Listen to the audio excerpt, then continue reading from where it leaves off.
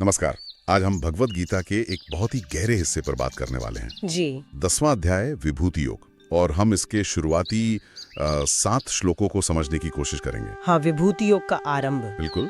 और हमारा स्रोत है भगवत गीता विभूति योग का आरंभ से कुछ उद्धरण। जी। लक्ष्य यह है कि कृष्ण अपनी दिव्यता का वर्णन क्यों और कैसे शुरू करते हैं, और ये श्लोक हमारे लिए क्या मायने रखते हैं।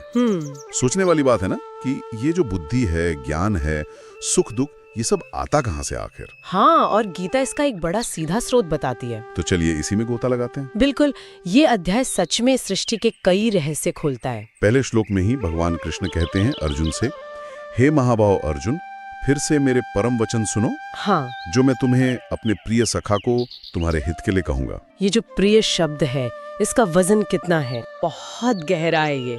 ये दिखाता है कि ज्ञान सिर्फ जानकारी नहीं है, ये एक रिश्ता है, प्रेम और कृपा का एक तरह का प्रवाह है। अच्छा।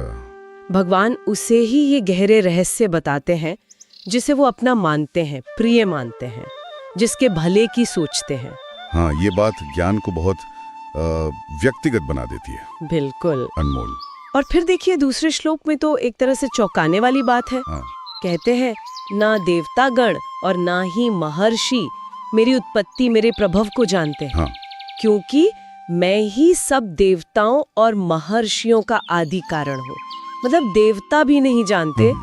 इसका क्या अर्थ निकालें? इसका मतलब है कि जो परम सत्य है वो हमारी बुद्धि, हमारे तर्क की पकड़ से बाहर है, अप्रमेय है। अच्छा। यहाँ पर श्रद्धा का महत्व सामने आता है। अगर बड़े बड़े ज्ञानी, देवता और ऋषि भी पूरी तरह नहीं जान सकते, तो फिर हमें समझना होगा कि सिर्फ अपने अहंकार या बुद्धि के जोर पर उसे पाना मुमकिन नहीं है। एक तरह से ये विनम्रता सिखाता है। वो स्रोत है, तो स्रोत से निकली चीज स्रोत को पूरी तरह कैसे जान लेगी। हाँ, ये नजरिया ही बदल देता है।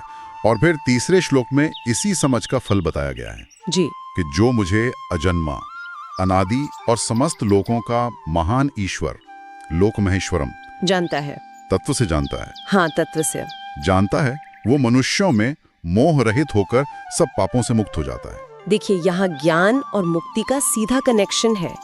ये कोई किताबी जानकारी नहीं है, ये है तत्व ज्ञान। तत्व ज्ञान। हाँ, मतलब कृष्ण के असली स्वरूप को पहचानना, कि वो अजन्मे है, अनादि है, और यही पहचान, यही एहसास मोह को, भ्रम को काट देता है, और इंसान कर्मों के बंधन से यानी पापों से आजाद हो जाता है। मतलब ज्ञानी मुक्ति एक तरह से। बिल्कुल, इस संदर्भ में तो यही है। अब आते हैं श्लोक 4 और 5 पर, और यहाँ तो गुणों और भावों की एक पूरी लिस्ट है। हाँ, ये बहुत महत्वपूर्ण श्लोक है। बुद्धि, ज्ञान, असम्मोह यानी स्पष्टता, क्षमा, सत्य, दम यानी इंद्रिय संयम, शम यानी मन संयम, सुख, दुख, उत्पत्ति, विनाश, भय, अभय, हाँ, अहिंसा, समता, संतोष, तप, दान, यश, अपयश। प्राणियों की ये सब अलग अलग भाव मुझसे ही होते हैं। ये तो कमाल है, मतलब अच्छे भी और बुरे भी। हाँ, यही तो अद्भुत बात है। कृष्ण यहाँ दिखा रहे हैं कि वो द्वंद्वों से परे हैं। वो सिर्फ अच्छी चीजों के स्रोत नहीं है, बल्कि अस्तित्व का हर पहलू, हर भाव उन्हीं से प्रकट हो रहा है। हर पहलू। हाँ, सुख है तो दुख भी है, भय है तो अभय भी है, और ये सब उसी एक परम चेतना से आ रहे हैं।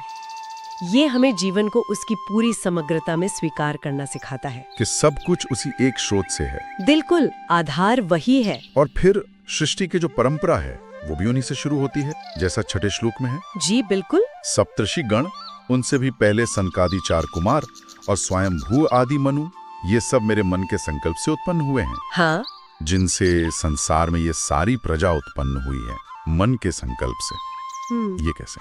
ये दिखाता है कि सृष्टि रचना जो है वो कोई भौतिक घटना होने से पहले एक मानसिक या संकल्प आधारित प्रक्रिया है।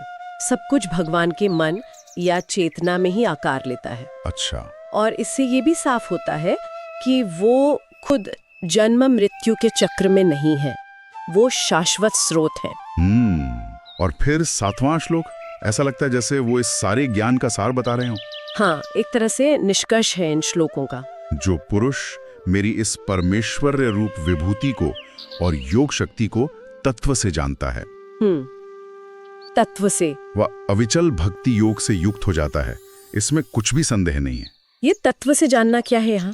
तत्व से जानना मतलब सिर्फ शब्दों को रटना नहीं, बल्कि उस सच्चाई को अनुभव करना, उसे अपने जीवन में उतार लेना। अनुभव करना, हाँ। जब कोई इंसान कृष्ण के इस ऐश्वर्य को, कि सब कुछ वही है, और उनकी योग शक्ति को, जिससे वो ये सब करते हैं, गहराई से समझ लेता है, महसूस कर लेता है, तो उसकी भक्ति एकदम पक्की, अटूट हो जाती है। टूट? हाँ, अविकम्पेन योगेन, मतलब ऐसा योग जो कभी डगमगाए नहीं। ज्ञान जो है वो सीधी और स्थिर भक्ति में बदल जाता है। तो मतलब इन शुरुआती श्लोकों का निचोड़ ये निकलता है कि कृष्ण ही हर गुण, हर भाव, हर जीव, पूरी सृष्टि के मूल में है। सही कहा। और उन्हें जानने का रास्ता सिर्फ दिमागी कसरत नहीं है, बल्कि श्रद्धा और भक्ति से होकर जाता है। हाँ, और ये ज्ञान हमें मोह और पापों से, बंधनों से मुक्त कर सकता है। बिल्कुल। और एक बात और, ये जानना कि ये सारा ज्ञान हमें प्रिय समझ कर दिया जा रहा है, ये किसी भी साधक के विश्वास और प्रेम को और गहरा कर देता है ना? हाँ, ये बात तो है, ये सम्मान की बात है। जी, तत्व ज्ञान जीवन को एक दिशा देता है, सार्थकता देता है। तो आज हमने गीता के 10वें अध्याय के पहले 7 श्लोकों को छुआ, जहाँ कृष्ण ने अपनी सर्वव्यापकता और सबके स्रोत होने का राज खोला। हाँ, और ये भी देखा कि इस ज्ञान से कैसे अविचल भक्ति और मुक्ति का रास्ता खुलता है। अगले विश्लेषण में हम श्लोक 8 से 20 पर बात करेंगे, जहां कृष्ण और विस्तार से बताते हैं कि वो किन किन खास रूपों में मौजूद हैं। जी, वो और भी रोचक होगा। और जाते जाते एक सवाल मन में आता है, अगर हम ये मानना शुरू करें कि हमारे अंदर और हमारे आसपास जो भी गुण दिखते हैं, चाहे वो सत्य हो, करुणा हो, ज्ञान हो, वो सब उसी एक दिव्य स्रोत की झलक हैं, तो क्या इससे हमारे जीने का तरीका, दूसरों को देखने का नजरिया बदलेगा?